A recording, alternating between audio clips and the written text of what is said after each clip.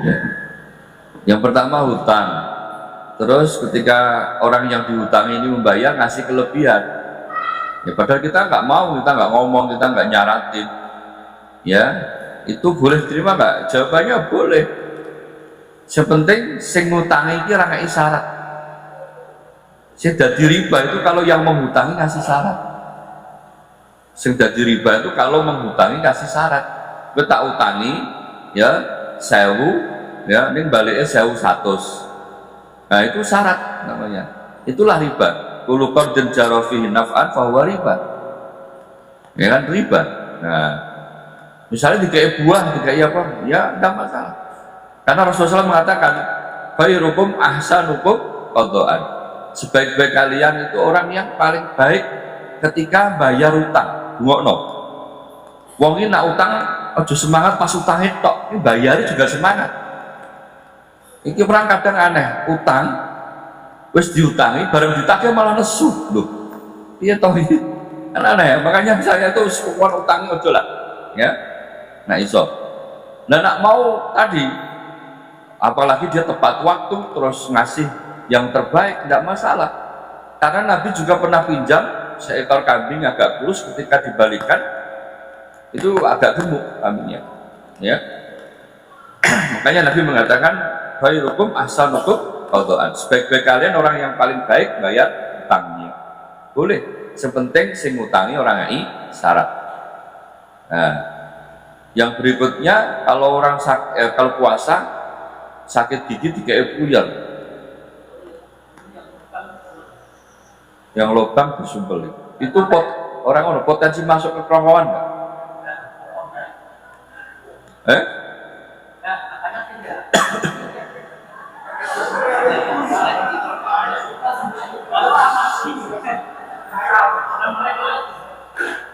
Bukan permasalahan rawani warak, karena posisinya berada di lubang yang biasa masuk makanan. Kecuali loro untu pengen ora lorok belah cekot-cekot suntik di sini ya, atau no bokong suntik apa sini pati rosok nggak boleh ya, orang suntik anti nyeri. Nah, suntik ora masalah karena dia masuknya obat itu tidak di lubang yang biasa masuk makanan. Anak nongkin ini ya pertanyaan aku mau pertanyaan nak orang masuk kerongkongan ora masalah, tapi nak masuk batal ya, masuk batal ya. Itu yang perlu dihati-hati. Nah bener-bener dia wani jamin yakin is okay ya, okay ya. Baik, itu ya.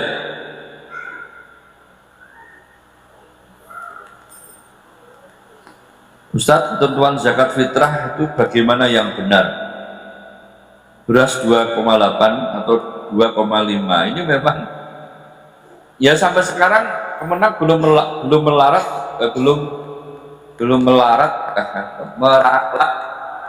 ketentuan 2,5 masih berlaku. Walaupun memang ada yang berpendapat yang benar itu satu sok itu 2,8 karena ukuran timbangan itu sudah berubah gitu loh. Ya ulang swab lah ya, untuk kehati-hatian menurut saya ya kasih 3 kilo malah HP. Nah, keluar dari khilaf ya. Kalau toh lebih dari 2,5 itu pun kita sodako kan, tidak masalah ya.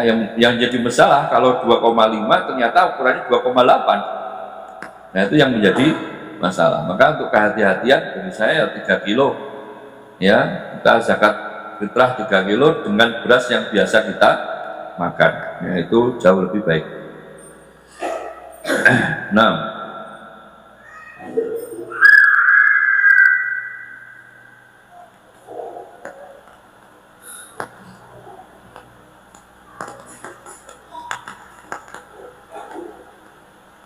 baik, ada pertanyaan lagi?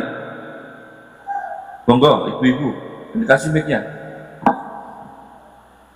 Yeah. Yang belum diakikoi itu kan diistilahkan sebagai sebagai masih tergadai gitu nih Pak.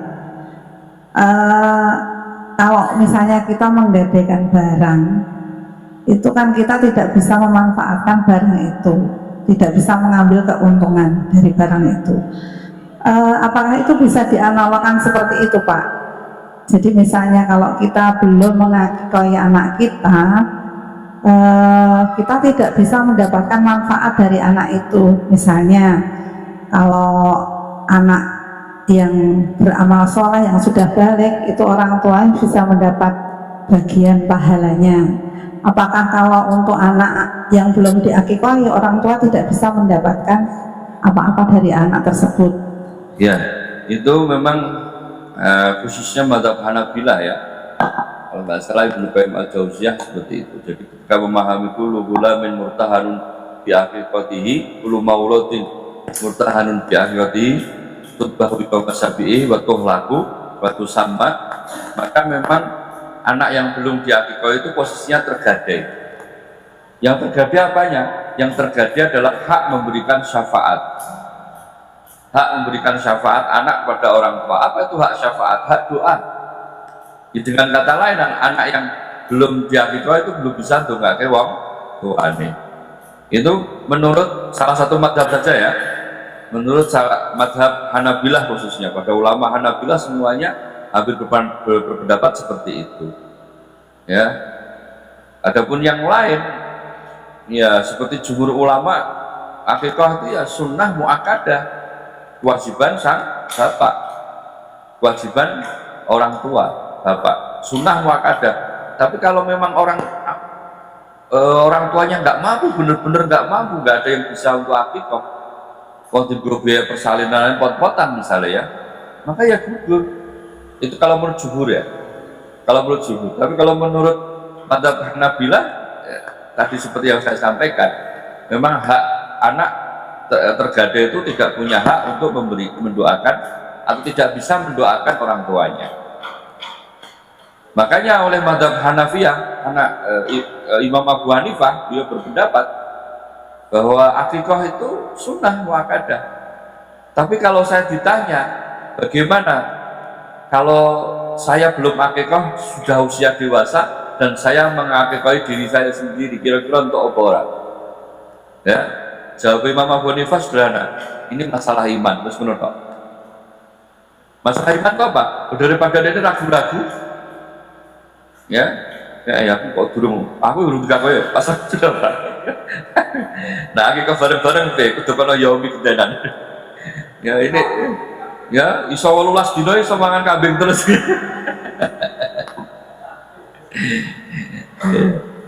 Ya gitu. Ya memang akhirnya debatable ya, debatable di kalangan para ulama, debatable.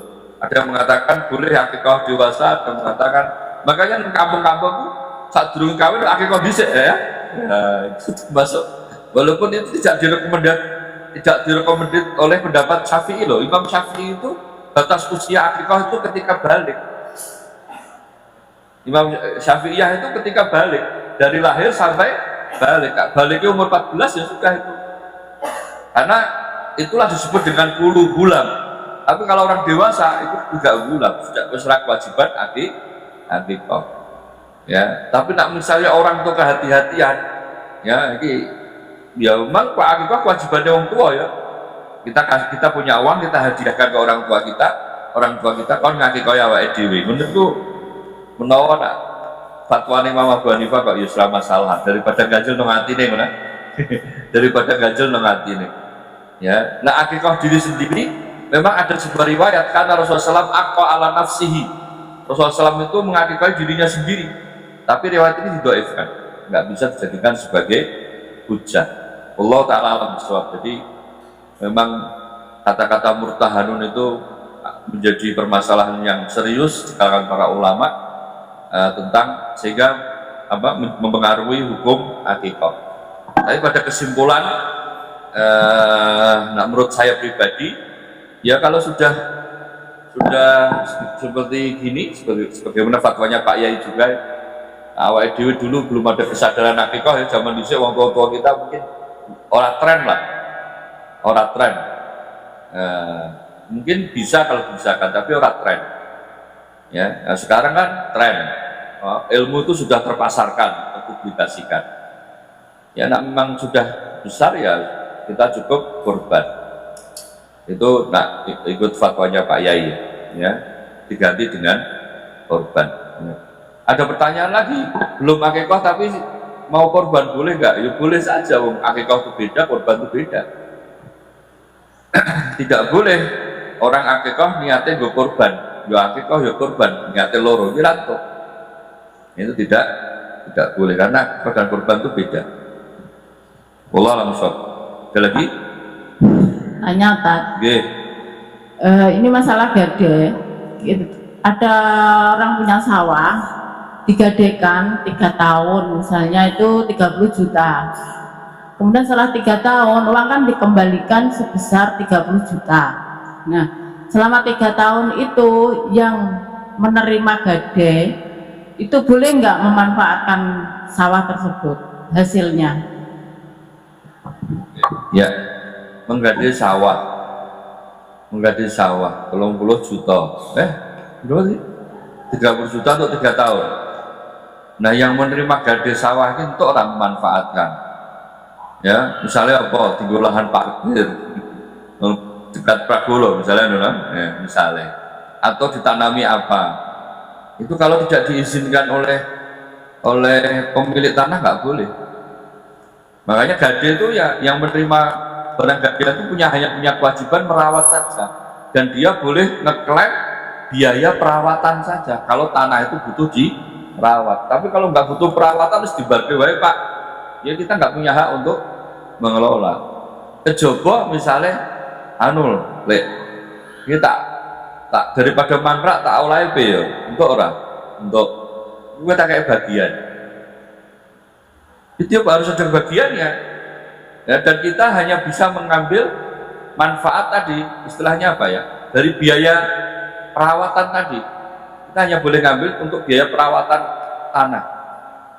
Nah itu nak tanah, nah, misalnya gitu. Nak motor, ya biaya perawatan motor, ono rusak, ganti oli nih, misalnya kayak gitu. Dan tidak boleh digunakan untuk ngojek. Ya, kecuali sekali lagi kecuali atas izin pemilik. Nah, pemiliknya membolehkan, boleh. Kalau tidak boleh. Ya, seperti itu. Nanti kalau iya bisa jadi riba malah nanti. Ya, kalau apa namanya boleh dikelola di luar izin pemilik. Wallahu a'lam. Tak tambah sedikit tentang sewa pohon mangga. Mana? Karena tren di pohon mangga disewa setahun, mana? Boleh nggak? Jawabannya nggak boleh. Ya, karena ini kaidah ulama ini, Syekh bin Bas kalau nggak salah saya baca bahwa ijarah penyewaan itu yang diambil adalah manfaat barangnya, bukan hasilnya. Jadi misalnya nyewakan teratak boleh, karena yang diambil manfaat adalah barangnya. Nyewa mobil boleh karena yang bisa diambil manfaatnya. Tapi kalau mangga durian itu yang diambil adalah buahnya, itu bukan barangnya, itu buahnya. Maka itu tidak termasuk kaidah ijarah, nggak boleh. Malah kalau bisa seperti itu bisa terjebak pada jual beli ijon malah nanti kalau itu dijual ya. Nah ini maka sewa kebun atau pohon itu hukumnya tidak boleh. Karena sekali lagi ijarah atau sewa menyewa itu yang diambil manfaat adalah barangnya, bukan hasilnya. Ya boleh. Ini mangga tak sewa ya Pak setahun ya. Engkau mangga dirawat terus berbuah, buahnya dikekno sing duwe. Padahal wong seneng rawat kok. Wong seneng hobi ngerawat. Hobi tandur, kowe megah nandur. Terus tak rawate, kok nak buah dikekno. Ya karena buah itu miliknya yang punya mangga. Ya itu. Nah, makanya nggak bisa sewa, harusnya nebas beli. Daripada seperti itu segampangnya nebas saja lah, mangga diundah, ditimbang, dituku, segampang ya. Walaupun baik, ada lagi?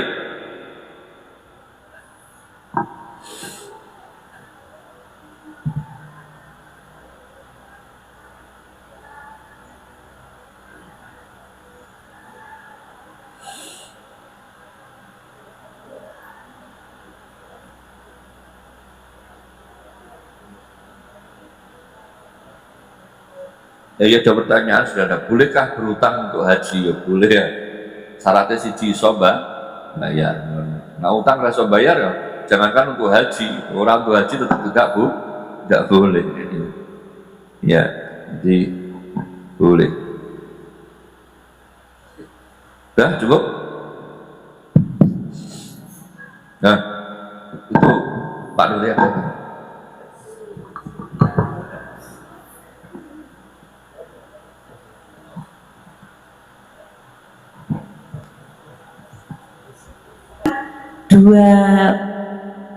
Dua perbedaan ya Pak ya. Ada yang menggunakan hisab, ada yang pemerintah itu pakai apa Pak? Ya itu Pak. Ru'yah. Nah, biasanya yang hisab itu kan Muhammadiyah, yang ru'yah itu pemerintah. Sementara kalau kita sendiri kan pokoknya ngikuti pemerintah gitu ya Pak ya. Pertanyaannya bagaimana kalau orang yang mengikuti hisab, hukumnya mereka tetap berlebaran menggunakan hisab seperti Muhammadiyah? Ya sebenarnya pemerintah juga pakai hisab, karena nggak bisa ru'yah kalau nggak pakai hisab. Jadi pemerintah itu sebelum meru'yah itu dihisab dulu, tapi metodologinya yang berbeda. Kalau Muhammadiyah itu hisab wujudul hilal, kalau pemerintah itu hisab imkanu ru'yah. Kalau Muhammadiyah itu hisab, ini teori, hisab wujudul hilal itu yang penting hilal berada di atas ufuk 0,1%, di atas ufuk sudah dianggap masuk bulan baru. Kalau pemerintah enggak, harus minimal 3 derajat di atas ufuk baru bisa dilihat. Kalau seandainya hilal itu kayak nanti lebaran ini, hilal itu di atas ufuk 1 derajat di atas ufuk, itu nak menurut teori wujudul hilal itu sudah masuk bulan baru. Tapi nak menurut pemerintah dan Mabim, ya Mabim itu ada apa, asosiasi, ada Indonesia, Singapura, Malaysia, terus Brunei, itu ikatan Mabim ya, itu menetapkan tinggi hilal 3 derajat, menurut sudut elongasinya minimal 4, sekian derajat juga.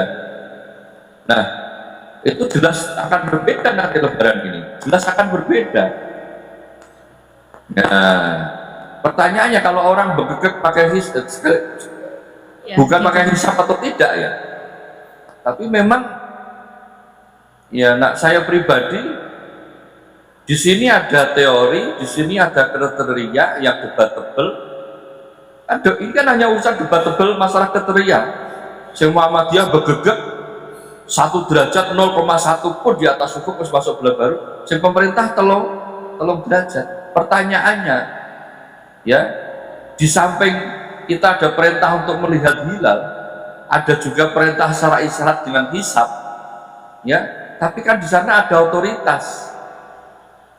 Nah, siapa yang punya hak untuk menetapkan lebaran? Ini otoritas. Ya, itu kalau hadisnya kata Rasulullah apa namanya, saya tulis di fatwa MPAK itu loh ya, apa namanya, asaumu yauma yasumun wal fitru yauma yuftirun wa tuha yauma yudhahun. Berpuasa itu ketika orang masyarakat semua itu berpuasa, ya. Demikian juga lebaran itu ketika masyarakat berlebaran. Masyarakat satu negara itu berlebaran kapan, ya. Demikian juga Idul Adha, itu pun dibuktikan di hadis Quraib atau apa ya, di mana sahabat Quraib itu berada di Syam ketika itu, ya. Nah, di Syam itu dalam perjalanan dia sudah melihat hilal lebaran, sudah melihat hilal Idul Fitri.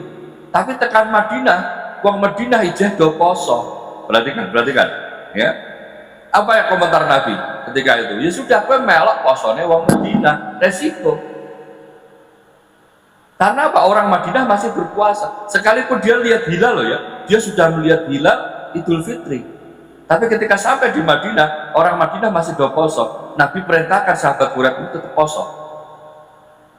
Karena asaumu yauma yasumun, poso ini bareng-bareng. Nah itu namanya otoritas. Nah saya ini otoritas. Siapa pemilik otoritas? Pemerintah. Asaumul ma'al jamaah, asaumul ma'al imam. Puasa itu bersama pemerintah. Nah ini yang saya katakan, kenapa tidak memberikan kelonggaran, keleluasaan kepada otoritas pemerintah? Coba kalau seandainya otoritas ini berbalik menjadi ormas yang punya otoritas untuk menetapkan lebaran, ya, yang terjadi seperti Indonesia. Dan Indonesia ini negara Muslim paling aneh sedunia dalam urusan lebaran dan puasa. Karena untuk lebaran tahun ini saja nanti ada 4 tahun ini nanti versi dengan pemerintah, dengan Muhammadiyah, terus ada Torekat Bani Nadir, ada Torekat satu lagi, ya, 4 dewi-dewi Dajjal, satu negara iso dewi bodoh nih ini. Loh, nak Indonesia beda sama Malaysia is oke, tidak masalah, kita beda matlak gitu ya istilahnya. Kita sama Saudi beda, nggak masalah, beda matlak. Tapi podo-podo Indonesianya yang satu matlak kok iso dewi. Ini namanya efek gak ono mufti. Saya cerita tahun berapa saya lupa, di Mesir, ketika Mesir itu sama seperti Indonesia, dia pakai hisab dan ru'yah hilal. Ada beberapa titik untuk melihat hilal.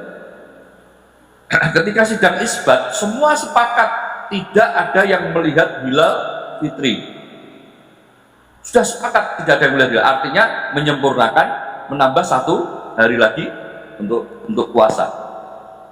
Terus mufti Amnya ketika itu sehari Jumat naik, dia ceramah itu sampaikan, besok kita lebaran. Semua tak. Alasannya apa? Alasannya tetangga kita besok lebaran. Semua Pak. Semua orang Mesir lebaran, padahal orang Mesir budaya orang ilmu loh. Ini orang Indonesia ra iso piye ngono ya. Karena apa? Karena ada Pancasila. Ya, karena ada kebinekaan. Makanya saya didebat. Nah, ketika itu saya datangi teman Muhammadiyah. Nah, jadi kan Muhammadiyah orang Muhammadiyah kenapa Pak Siddiq? Nah, saya Muhammadiyah dalam kebijakan publik saya salut. Tapi nak masalah bodoh kok dewi-dewi ini digulai apa tahu? Ya, ini masalah kematupan hati ya Pak. Nah, tak katakan yang saya masalahkan adalah otoritas. Otoritas ini milik pemerintah. Saya katakan, dia jawab ini. Tapi pemerintah Indonesia ini membolehkan Pak Sigit untuk Muhammadiyah berbeda dengan pemerintah, dan itu dilindungi undang-undang. Loh, saya kan tidak bicara masalah kebijakan publik. Nak bicara masalah sah mungkin sah-sah saja, uang pemerintah ngentui.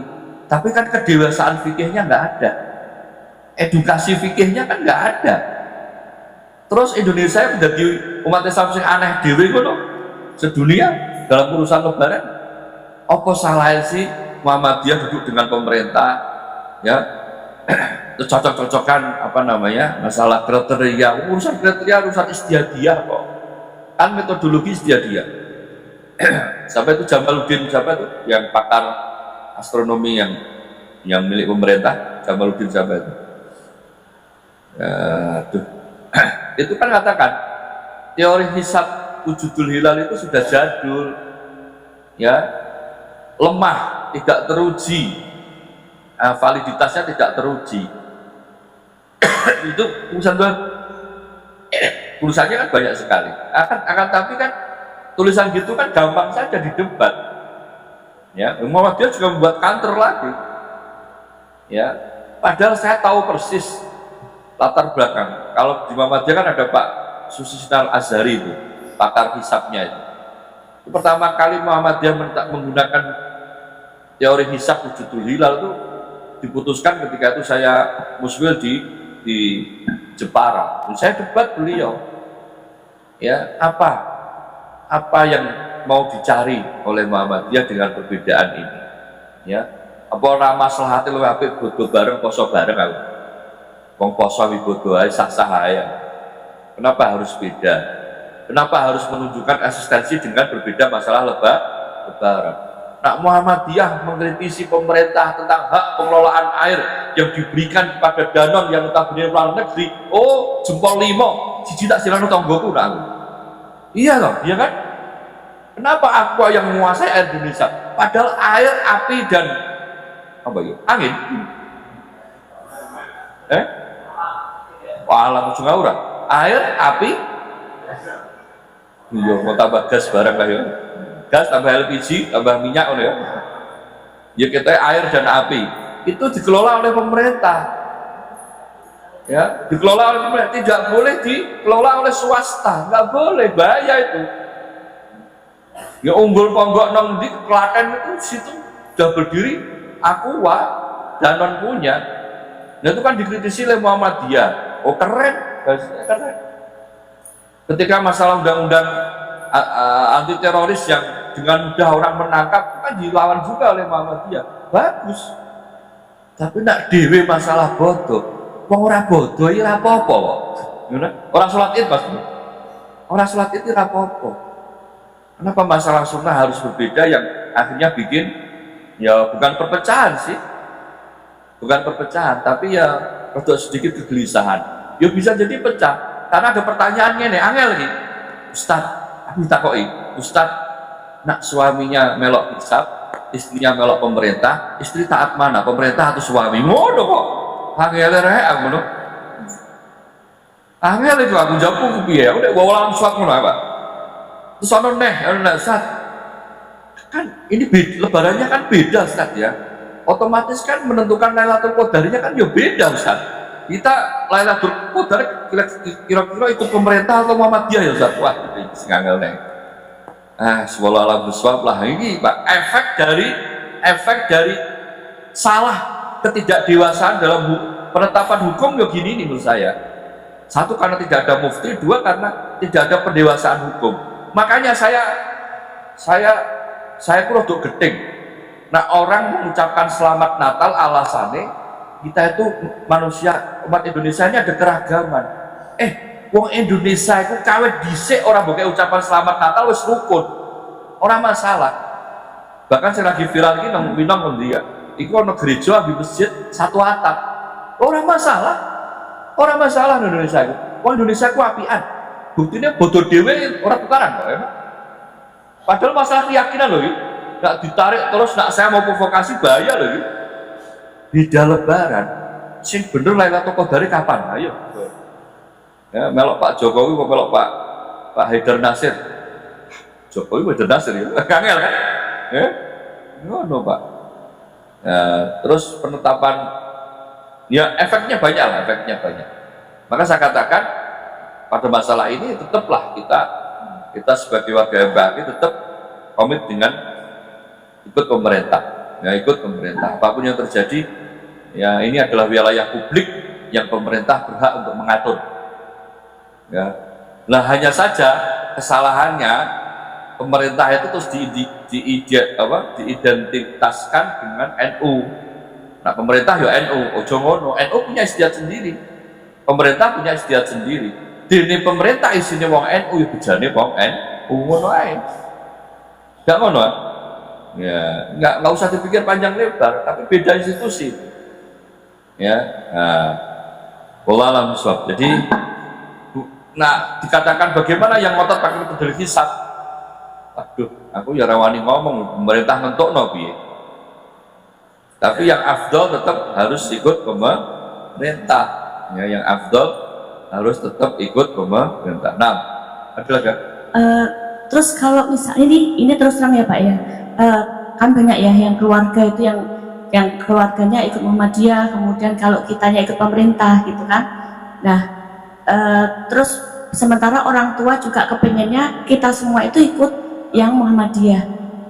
Itu bagaimana ya Pak ya? Artinya gini, kalau saya mengikuti Muhammadiyah itu kan ya mestinya menyalahi gitu ya Pak. Tapi kalau kita tidak mengikuti orang tua itu takutnya kalau nanti jadi durhaka kepada orang tua itu bagaimana? Ya, karena lebarannya kepengennya orang tua. Nah, jenengan mau ngambil pendapat apa saja itu dosa-dosa pemerintah sing langsung ngelola.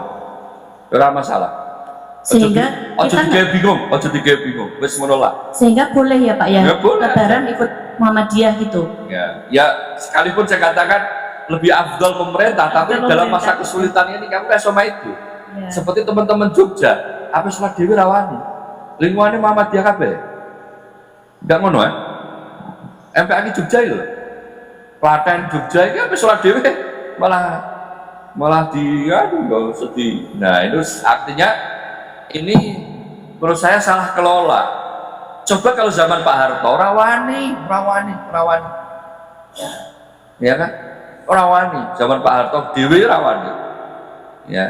Ini makanya, yes, ini nggak tahu solusinya sejauh apa, tapi MPAKI setidaknya tidak memperkeruh keadaan. Tetap kita mengikuti pemerintah dengan harapan wong bodo poso ini, nah iso ya melok pemerintah karena ini wilayah publik. Tapi nak teman-teman merasa ada juga loh yang dari Padang WA, Ustadz di sini nggak ada Ustadz yang bodone kayak pemerintah, nggak ada. Mayoritas di masyarakat saya ya sama Muhammadiyah. Bagaimana saya katakan, poso seperti masyarakatmu, bodoh seperti masyarakatmu, wis ngono wae. Ya, ini memang agak problem ya. Sekali lagi efek tadi. Nah itu ringan ya nak tadi bojone Muhammadiyah sing wedok kalau pemerintah manut pemerintah manut bojone ya kali kan iso berbodo ribet itu. Iya, aku yang ngene jawab wis sesok malam takbiran nggih Bu jenengan sut sama suami ya batu gunting ya. Oh sing menang aku sing bodoh ngono ya. Aman niku. Ya. Iya. Nek kita sut enak rame wis ya. Sing menang melok sing kalah melok sing menang. Rame. Ya. Ya akhirnya terus ibadah jadi kayak bedolanan ngono ya. Ya ini efek dari salah kelola. Menurut saya salah kelola. Harusnya tidak boleh terjadi, ya. Harusnya tidak boleh terjadi. Ada lagi, Pak? Cukup ya. Masih ada puasa kok ya. Insya Allah nanti hari Kamis, Insya Allah saya usahakan ada rapim tapi kita tidur istirahat selamat ya. Nah, nanti saya langsung yaumi insya Allah. Demikian subhanakallahumma wa bihamdika asyhadu an la ilaha illa anta astaghfiruka wa atubu ilaik. Assalamualaikum warahmatullahi wabarakatuh.